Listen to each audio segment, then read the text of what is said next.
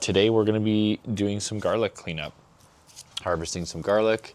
This is what we want it to look like at the end. This garlic will be planted into the field, and this came from planting one individual clove, these little guys here. So we take these little cloves, plant them in the ground, you'll get one of these. The other thing you might experience is what's called a bulb, and that's just a round garlic.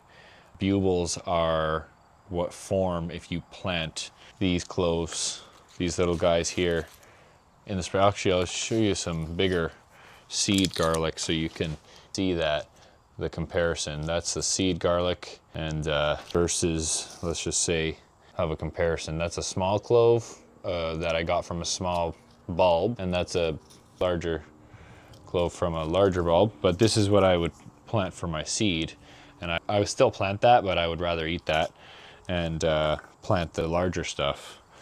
But these bulbs, which are round, they look like an onion, but they're garlic. I think these are great to plant in the fall for the next year, and then you'll have really big garlic. So definitely bulbs, plant them.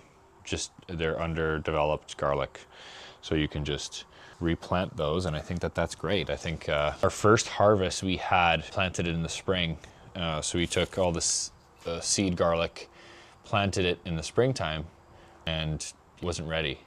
So we learned from that experience to do everything ahead of time, plant it in the fall.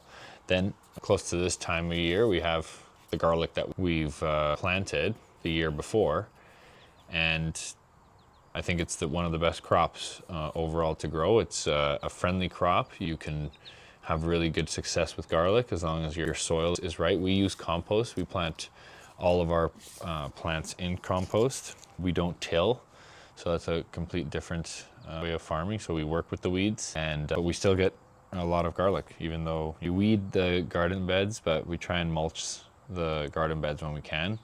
But we still contend with the weeds, cover them, tarp them using occultation tarp or silage tarp, black on one side, white on the other.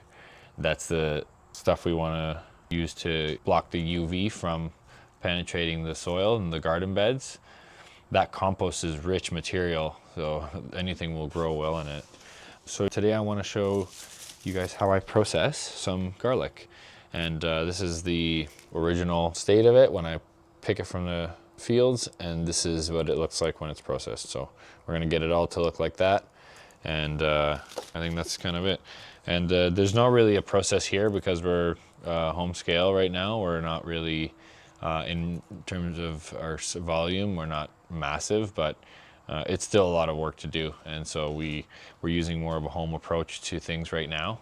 But we are setting up some bigger infrastructure to facilitate harvesting and dealing with this. This is the old-fashioned way.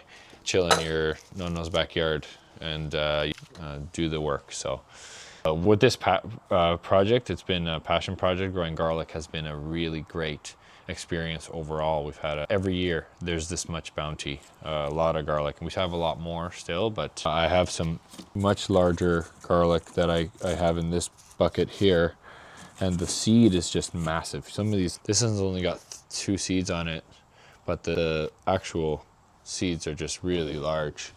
You can see that that's just one seed right there. So those are the ones that I like planting, right? They're just getting a bigger stalk every year after year, bigger seed. So that's what I like. I think what I enjoy about garlic is that it's cumulative. But anyway, we're enjoying the growth of it, and this is all harvested, so we're going to move this all on. And once I've moved this on, we're going to make space to start processing more. So that's great. I can't stop it from here. All right, so we are going to process some garlic here. Just gonna start taking off the tops. I usually cut them just underneath the top ring there, I guess. That's what that is. I'm going to actually move everything over a little here. And we have all this garlic over. Ultimately, this is all going to be planted again. The ones that are, if somebody wants to buy any garlic, I'm not opposed to selling it, but this year we want to plant as much of it as possible. I'll move this over for now. And I'm gonna come and grab my vegetable crates. Oh, all right.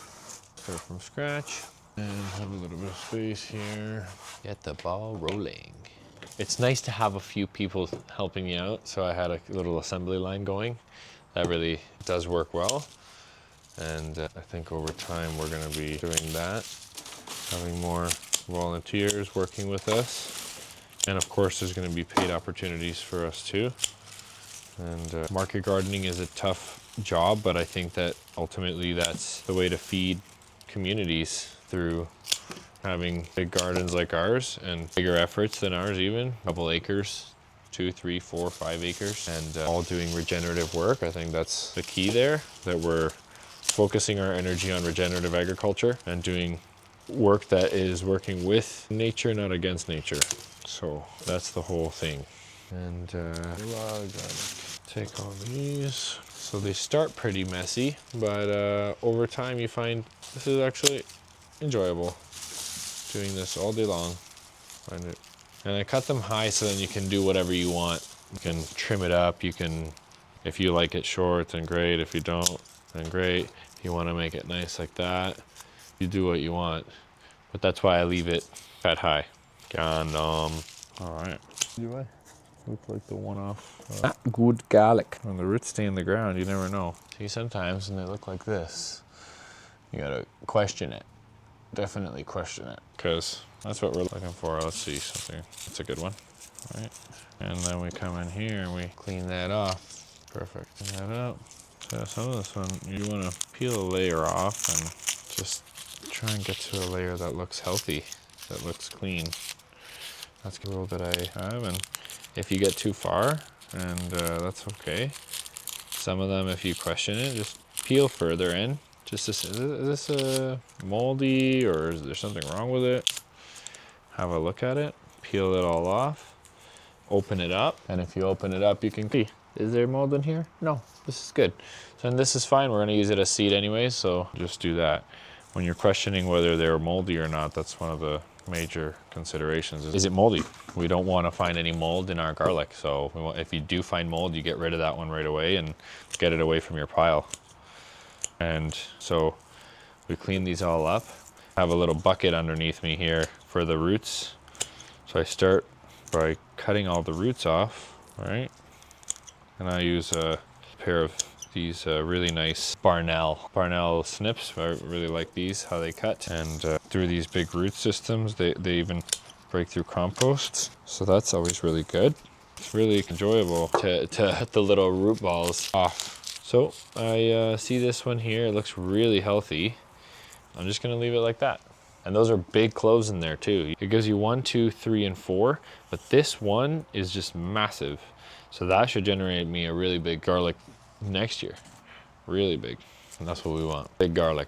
Like that. It's got big individual cloves on it, right? So that's what I'm looking for. Those big cloves. And that's a good seed that we can count on for next year. All right. And that is basically how you prune and clean up a garlic. I want to take the skin off all the way through, do that. And I get it to a clean enough layer. That looks clean, just like that. And we're gonna come in, we're gonna take off all of that. Just clean that up nicely, right? Come in, and if your hands feel as you're processing, this one feels a little bit soft here, right? So when I notice that right away, I'm gonna be just curious to open it up. And if it's fine under there, chances are great, we'll replant it. But this is a little red flag for me. I noticed it was soft, so I yanked it, and you'll find this is fermented. This has gone bad. That's fermented. So that's something that you want to look out for right there. No bueno. No está bueno. When you notice anything soft, then question it. That's the number one advice I think with garlic I should offer, because it's a really good indicator that something's wrong. Pretty straightforward there. So I'm going to continue doing this. I have a little bit of time ahead of me here. I'm going to work on dealing with all of this garlic, and stay tuned because there's going to be more coming.